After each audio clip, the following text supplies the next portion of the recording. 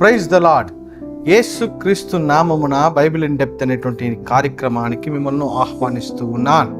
ఈరోజు బైబిల్ను ఎలా రూపొందించారు, ఎలా తర్జమా చేశారు, అది మన వరకు వచ్చి ఎలా చేరిందని చెప్పి ఈరోజు మరియు రానున్నటువంటి వీడియోల్లో కూడా మనము వరుసగా తెలుసుకుందాం.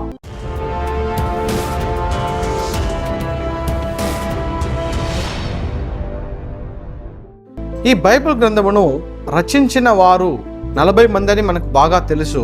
కానీ మొదట ఎవరు రచించారు అని చూస్తే మోషే రచించాడు. చివరగా రచించిన వ్యక్తి యోహాను. కానీ ఆత్మీయమైనటువంటి దృష్టిలో దేవుడే దీనంతటికి కూడా రచయితగా ఉన్నాడని చెప్పి మనం అర్థం చేసుకోవచ్చు.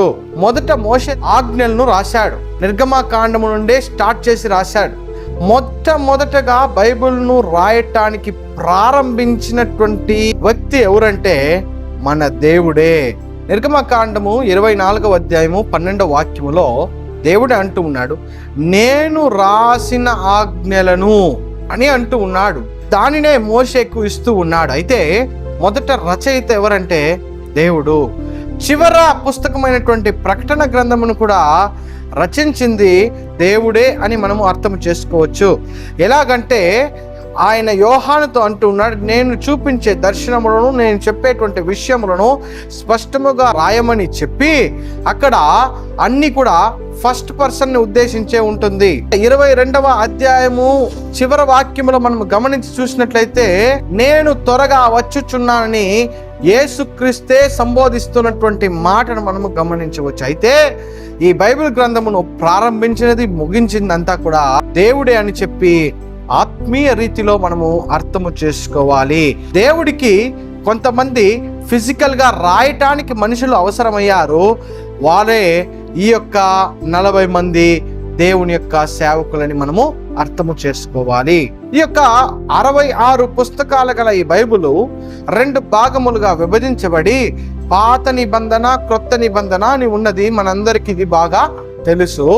ఈ రోజు మనము ఈ యొక్క పాత నిబంధనను ఎలా ఏర్పాటు చేశారు, ఎలా దీన్ని సమకూర్చారు, ఎలా ఈ పాత నిబంధన ఒకే పుస్తకముగా మార్చబడిందని మనము తెలుసుకుందాం. ఈ పాత నిబంధన రాయబడినటువంటి కాలము 1400 సంవత్సరములు. ఈ యొక్క పాత నిబంధన హీబ్రూ భాషలోనే రాశారని మనకు బాగానే తెలుసు. కానీ దానియేలులోను, ఎజ్రాలోను మరియు ఇర్మియాలో కొన్ని భాగములు మాత్రము అరామిక్ భాషలో కూడా రాయబడింది అని మనము తెలుసుకోవాలి. కాబట్టి పాత నిబంధన రాయబడినటువంటి 2 భాషలు హీబ్రూ, అరామిక్. అరామిక్ అంటే అది ఒక టోటలీ డిఫరెంట్ లాంగ్వేజ్ కాదు, హీబ్రూ యొక్క సిస్టర్ లాంగ్వేజ్ అని అంటారు. ఈ పాత నిబంధన ఎలా ఉన్నది, ఎలా రాశారని చూస్తే ఇది 22 భాగములుగా 22 చుట్టలుగా ఉన్నది. 5 చుట్టలు ధర్మశాస్త్రము, 6 చుట్టలు చరిత్ర మరియు ప్రవచన వాక్యములు, మిగతా 11 చుట్టలు ఇతర రచనలు మరియు దానియేలు గ్రంథము కూడా అందులో ఉన్నది. ఎస్తేరు పుస్తకము, యోబు ఇలాంటివన్నీ కూడా ఇతర రచనలోకి వస్తుంది. ఈ యొక్క 22 చుట్టలు కూడా కొన్ని సంవత్సరాలు తరువాత 24 భాగములుగా విభజించబడి చుట్టలుగా మార్చబడింది. యూదులు ఈ రోజు వరకు కూడా ఈ 24 భాగములనే వారు పాటిస్తూ అదే వారి యొక్క బైబిల్గా వారు భావిస్తూ వారు ఇంతవరకు దాన్ని కొనసాగిస్తూ ఉన్నారు. ఈ యొక్క 24 చుట్టలను కూర్పు చేసి ఇదంతా పాత నిబంధన అని ఎవరు చేశారు, ఎలా చేశారు అంటే అనేకమైనటువంటి రాతలు ఉన్నప్పటికీ కెనానికల్ ఆర్డర్లో దీన్ని ఏర్పాటు చేశారు. కెనానికల్ ఆర్డర్ అంటే ఒకే ఒక విషయాన్ని నేను ఉదాహరణగా చెప్తాను. దేవుడు మాట్లాడిన మాటలు, దేవుడు రాయమని చెప్పిన మాటలు, లేదా దేవుని యొక్క ఉనికిని చాటేటువంటి పుస్తకాలన్నీ కూడా కలిపి ఉంచారు.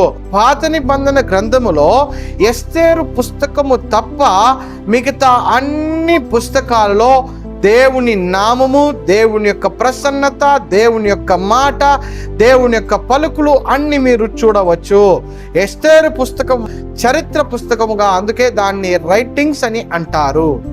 కొంతమంది ఎజ్రా, నెహెమ్యా వీరిద్దరూ ఈ యొక్క పాత నిబంధనను కూర్చి ఉండవచ్చు అని చెప్పి పరిశోధన ద్వారా మనకు వెల్లడించి ఉన్నారు. ఈ యొక్క కూర్పుకు యూదులు ఏం పేరు పెట్టారంటే తనక్ అనేటువంటి పేరును పెట్టారు. అనేక సంవత్సరాల తరువాత ఇది అనేక భాషల్లో ట్రాన్స్లేట్ అయ్యి అనేక కెనానికల్ ఆర్డర్లోకి వెళ్ళి వచ్చినప్పుడు ఈ యొక్క 24 పుస్తకాలే మరలా 39 భాగములుగా విభజించబడింది. ఉదాహరణకు సమూయేలు గ్రంథము మొదటి సమూయేలుగా, రెండవ సమూయేలుగా, రాజుల గ్రంథము మొదటి రాజులుగా, రెండవ రాజులుగా. అదే రీతిగా ప్రవచన పుస్తకములు అనగా 12 చిన్న ప్రవక్తలు అంతా కూడా కలిపి ఒకే పుస్తకముగా హీబ్రూ బైబిల్లో మీరు చూడవచ్చు. కానీ మనకది 12 ప్రవచన పుస్తకములుగా విభజించబడింది కాబట్టి అక్కడ 24 మనకు 39గా ఈరోజు మన చేతుల్లో ఉన్నది. ఈ యొక్క 39 పుస్తకాలు కూడా 5 భాగములుగా మనం విడదీసుకున్నాం. అందులో మొదట 5 పుస్తకములు ధర్మశాస్త్రమని, మరలా 12 పుస్తకాలు చరిత్ర అని, మరలా 5 పుస్తకములు కవిత్వము, కీర్తనలు, జ్ఞానము అని చెప్పి, మరలా 4వ భాగము 5 పుస్తకాలు పెద్ద ప్రవక్తలని, చివర 12 పుస్తకాలు చిన్న ప్రవక్తలని మనము విడదీసుకున్నాం. ఈరోజు మన పాత నిబంధన అలానే ఉన్నది.